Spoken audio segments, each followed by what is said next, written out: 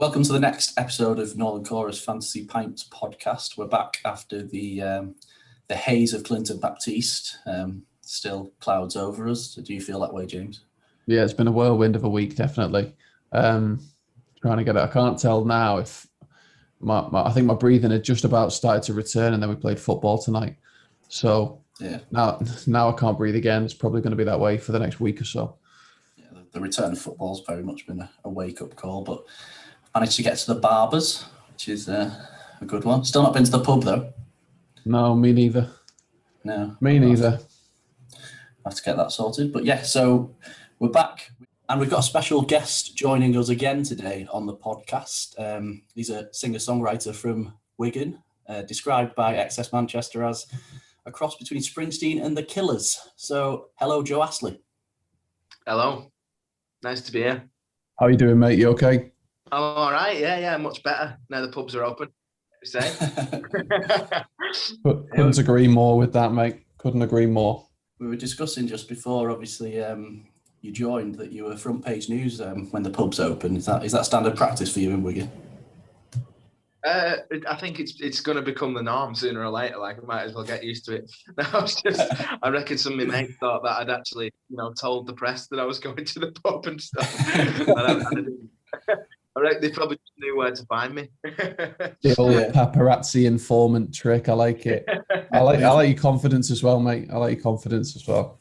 The old Wigan paps. Yeah. So yeah. So I was going to touch on how I've just introduced you in terms of that XS Manchester Springsteen Killers comparison. So what was that like to hear that? Are they two of your inspirations? Yeah, well, it's got to be I mean, after he said that, I put that on everything. It was my intro on just about everything that you can see on my platforms. It's all there. It's the three words that probably make your life. Springsteen meets Killers. Just to hear that was over the moon. Obviously, I'm a huge Springsteen fan. I always loved his drive and his energy and just this undying passion and fire for what he does. You've got to admire that. And to be honest, I was never actually much of a fan until recently. But I really liked that they described it as that because it was kind of Springsteen meets this modern audience, which is sort of what I was going for. I was trying to kind of bring it. I find a new sound that not a lot of people are doing at the moment. So I hope that I've done something differently there. So when he said that, I think he summed it up pretty much perfectly. But he's got a habit of doing that, Jim. He's really good. Yeah, and you come from Wigan, obviously, and the music scene there at the minute seems to be it's going well, to say the least. You've got sort of the Lathams, obviously yourself, Stanley's, I think Fletchett's, and I think a couple of the Garden Party are from there as well. So what's it like to be a part of this at the minute? It's an amazing place. I mean, like it's not got the reputation that it had years ago of your cobbles and grey miserable people that are just moping around. I mean, you do still have all of that stuff, but I think there's a lot more cultural investment now, and so many bands seem to be coming out of nowhere because of the inspiration, because the music scene, it really is exploding at the minute. So to be in the same scene and coming up at the same time as these lads making this amazing music, it's inspirational to me as well, because you see lads from your own town, like the Lathams, you watch them and you see them doing it, and they're kind of living your dream, living our dream, aren't they? And so it's inspiring to think that this has happened to lads from our town, and it does tell you that it is possible. So that's great. Yeah. And your song was featured in a video for both a rugby and football, wasn't it? I don't know whether you followed both teams, but that must have been a nice touch as well to have the two hometown clubs supporting you. Yeah, because it was a special song as well. I think it was March that I released it. It would have been going back a year now, just as the pandemic was really kicking off. But that was Anthem for the North, so it was something that was really uplifting. I wanted it to be an uplifting song, and anthem obviously for and people in the low spirits at the time. And so it was adopted by Wigan Athletic and Wigan Warriors, and that's my hometown's teams. It doesn't get bigger than that, and really, for a young lad, it's quite humbling when when your home football teams, rugby teams, you pick that up. And even though I've never been much of a rugby fan or much of a football fan, to be honest with you, but even though both of those things, it was so humbling. And they seem to be great lads. They're always supporting new music, so that's great to see. And I'm happy that they've saved now as well, Wigan Athletic. It just makes me happy to see, because it means so much to a lot of my fans, and they mean a lot to me now. Obviously, with they always do stick the neck out for you and promote the new talent. So happy to see that they're on the rise again. Anthem of the North, mate, is a fantastic track, by the way, fully deserving of the exposure that it got. I'm a big fan. Thanks very much. Great tune. Another thing, I mean, just before we started recording this, I briefly mentioned to you, we've had each other as friends on Facebook for I don't know how long, but obviously before now we've never spoke. And one thing I picked up on from your Facebook in the last week or so is Mean Streets, your newest single. And you've had some success in the charts with that, haven't you? I was really pleased with that. It's charted higher than anything that I've ever done before, and this time I actually got to see it, because the previous one was Television Fantasy, and that did chart, but I actually missed it. I didn't realise that it was charting on this particular day or whatever it was, and I didn't actually get to see it. So this time I was actually watching it, climb higher, and everyone was buying it, and it was slowly climbing higher. There's nothing more exciting than that. I was just all day, I was just on my phone. It's just trying to watch it rise. But it made number 6 in the end. It's officially my most popular song on my Spotify, so it seems to have gone down really well. Tried something a little bit different in the writing style of it, and it seems to have paid off. Tried to be a little bit brave and do something different and go a bit more, a bit close to the bone when it comes to the emotion of it. And it's quite a heartfelt track, and I think that a lot of people they just struggle to try and get that out there sometimes. So it's I think it's hard to get a really emotional track out of young songwriters now. I think it's hard to push that boundary sometimes. Yeah, and you've just teamed up with a band, haven't you? The Wallgate band, and is that a band that's been around before, or is that something put together recently? Well, I've put them all together recently. I've kind of poached them from different areas of town, and there's just some of the best musicians I've ever met in my life. I've known them for a long time, on and off and on the scene, and they're kind of they're great because they all know each other from like the previous scene. And I think it was Dave Sweetmore that was saying the other day, and I can't remember what it was on, but he was talking about the music scene now that's in Wigan and the Volcano, and at the top of that volcano is probably the Lathams, and he'd say 5 years ago, the bands that were around then, and he mentioned the Stetson's Electric, and the Stetson's Electric was the bassist at Stetson's Electric. He's called Tommy Jones, and he's a great lad. He's a legend, excellent musician, and he's my bassist now. And they all kind of knew each other from the scene. They played in those bands years ago that were sort of the biggest bands around then. And they're all kind of behind me now, so that's quite humbling in itself as well.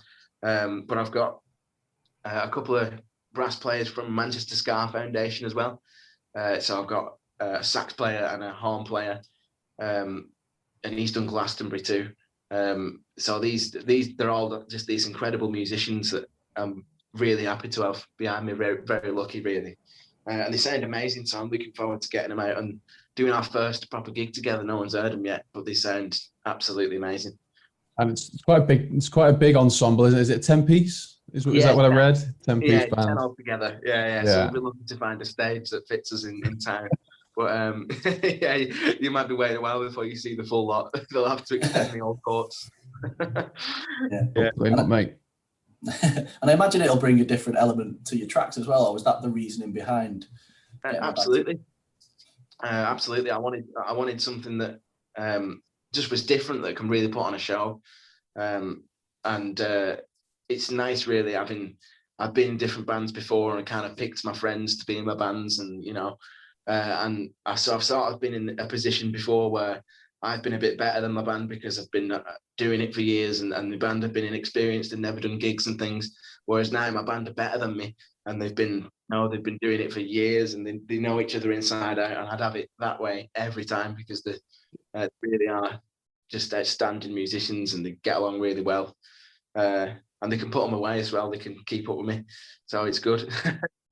I like it, mate. Yeah, I completely agree. It's always better to have yourself surrounded by people that you can learn from. I think if there's that the old saying of, if you're the most intelligent person in the room, what have you got to learn?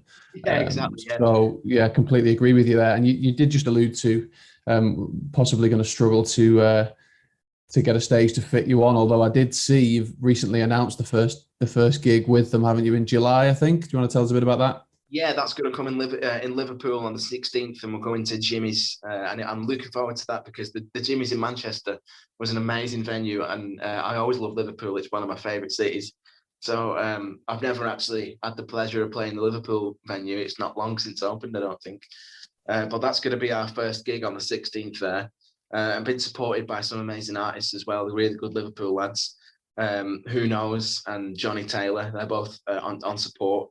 And it's going to be the first time you'll be able to see the band in the full glory. Well, maybe not in the full glory. There's not all 10 of them coming. There's not enough room on that stage. You'll probably be talking a 6-7 piece when we get up there.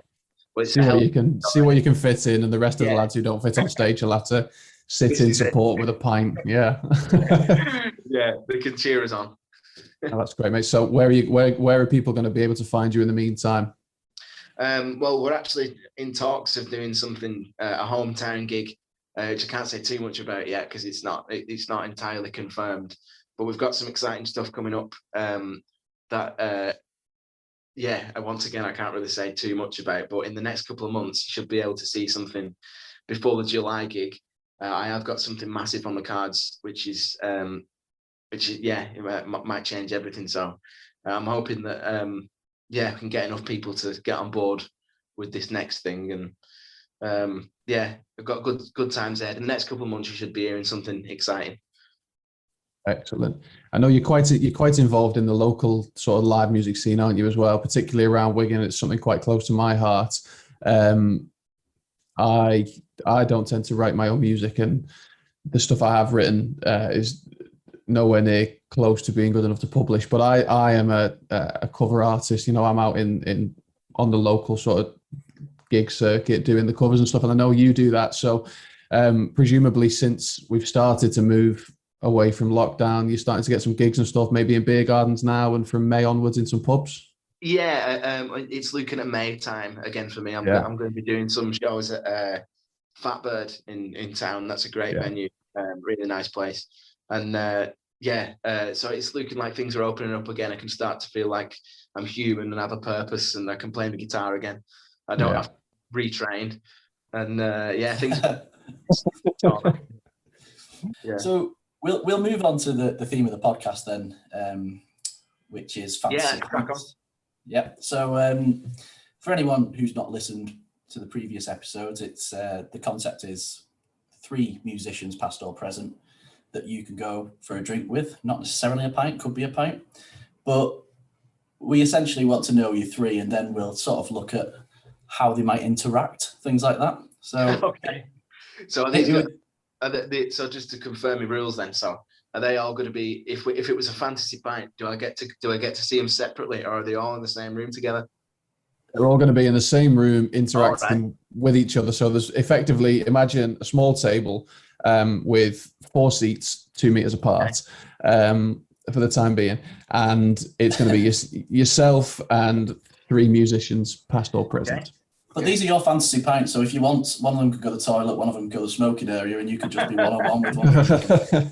Yeah, if I'm going to have a fantasy pint, I want it to be a lock-in where we can all smoke indoors. And, none of this going out to the beer garden. Okay, go on then. Who's your first? I thought long and hard about this. I really did. So, my first one, like without a doubt, is John Lennon. He has to be there because I just couldn't forgive myself if I had the choice, and didn't choose him. He's always been number 1 on the list. Always seems to be the voice in the room that had something to say that was worth listening to. So I'd always fancy having a pint with him. I really think he'd just add something to the room. He's probably my biggest idol. So yeah, definitely, I'd be ashamed if I didn't say him. Second on the list, it goes without saying with pretty much every musician on earth at the moment, they would probably say this man. But Liam Gallagher has also got to be in the room if I'm going to have a pint with someone. I think really put him away, and we're gonna have and that's gonna be funny. That'll be a funny fucking room to be in if we've got those two people there. I think he's tweeted every day since the pub's open, just pub capital. Yeah, definitely. I don't blame him. And lastly, like just for that, like, because he'd have to be there, and I'd be curious just to see how many he could put away. There's probably 3 people in the world that could outdrink me, but Shane McGowan is my last on the list. I reckon that he'd absolutely smash it well great pick. A few pints, but he's got some great stories to tell, like being on the road, and he's just a complete legend. So those are my 3, I think. It'd have to be December, wouldn't it, if you had him there? Yeah, definitely. Yeah. We're gonna have to jam together. He's gonna have to play that at the end, isn't he? Like it. So how do you think the 3 of them would get on? How do you think they'd interact with each other? Obviously, you've got LG probably just staring into John Lennon's eyes. Yeah. I wouldn't get a word in edgeways. No. I'd probably just be sat at the side while Liam's just quizzing John about this, that, and the other, and meanwhile Shane McGowan's drinking his pint of wine or whatever it was that he used to drink, and he's slowly just getting absolutely shit-faced until Liam starts a fight with someone, and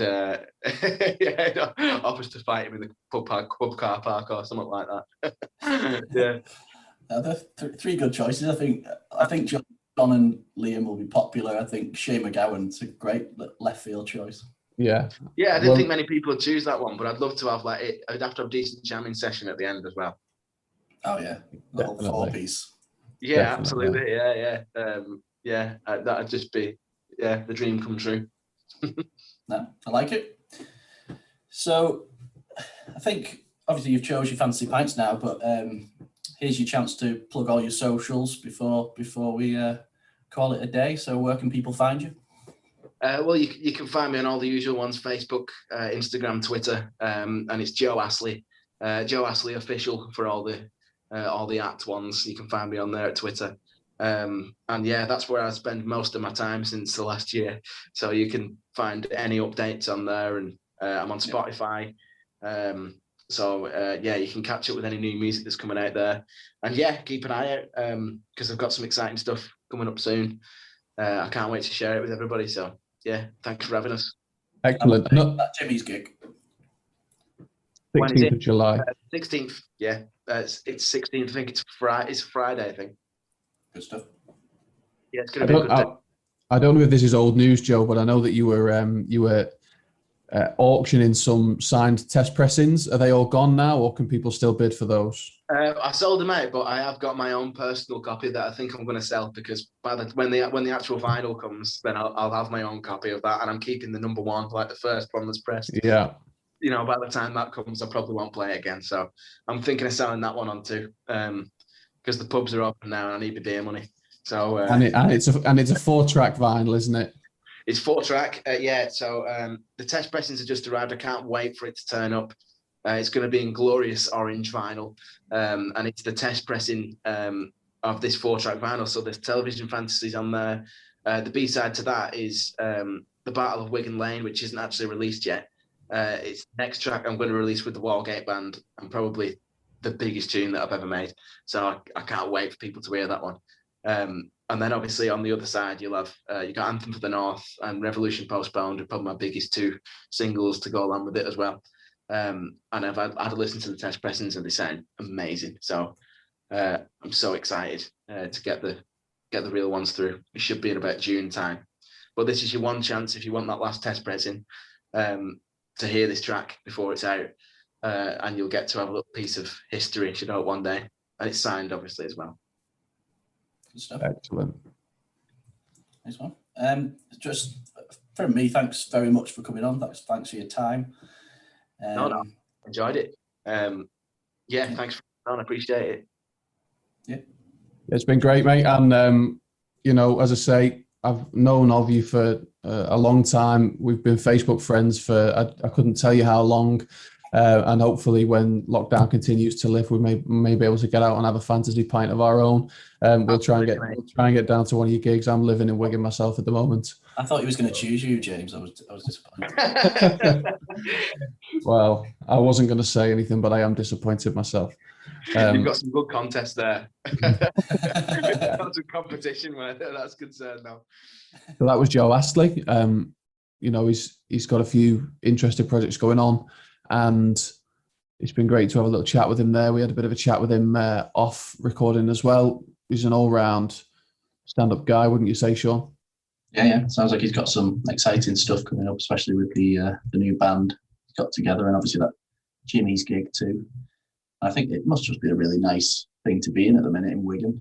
Obviously, we're both from St Helens, so that's not a usual comfortable thing for us to say, but I don't think you can deny them at the minute. No, we definitely can't knock them.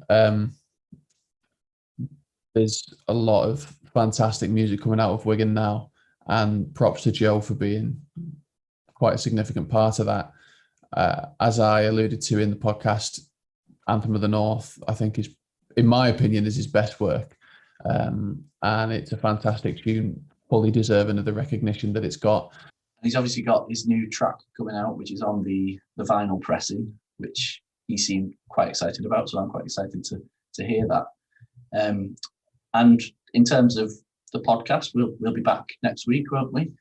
We've got some special guests. We've got quite a few different guests coming from different backgrounds, haven't we? We've got some sports, some comedy, obviously a lot of music lined up. So yes, it should be some interesting interviews. Yeah, I'm really looking forward to getting ourselves back in this lovely Zoom call and recording some more interviews. So you can expect to find another podcast on all streaming platforms and the video version on YouTube next Thursday. Yes. And in the meantime, you can follow up for updates on Twitter at Northern Chorus _, Facebook Northern Chorus UK, and Instagram Northern Chorus. Thanks so much for listening, and we will see you next week. Cheers.